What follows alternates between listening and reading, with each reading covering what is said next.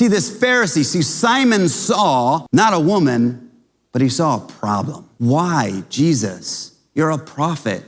Would you allow such a woman to be at your feet, kissing your feet and touching you? See, he wasn't grasping what Jesus wanted to do here in this scene. See, he might have had good theology, but he had a hardened heart. And that hardened heart, that pride led to a religion that blinded him for her need for grace and honestly his need for forgiveness by that same Jesus that she was worshiping. See, the greater danger here isn't the terrible past, but believing that he didn't have one. It's that righteousness that he had. I like to illustrate this with these two cups.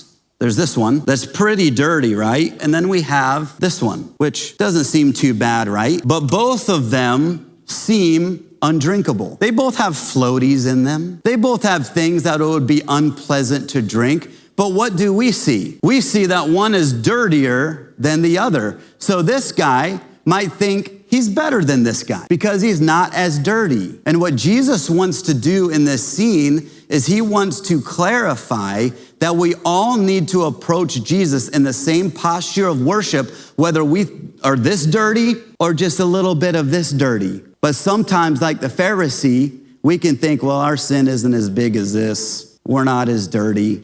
So there's that pride, there's that religion that kind of creeps in. But Jesus wants us to worship in a similar way. See, some of you might see yourself towards the Pharisee. Some of you might see yourself towards the sinful woman, but both need to realize that we have been loved so greatly, regardless of how big your sin is or how small you think your sin is. Jesus died the same way on the cross for every single one of us. Because murder and gossip are both sin, and both reveal a heart that is away from God, that needs to be reconciled with God. So both need to approach Jesus the same way, with humility, with a contrite heart.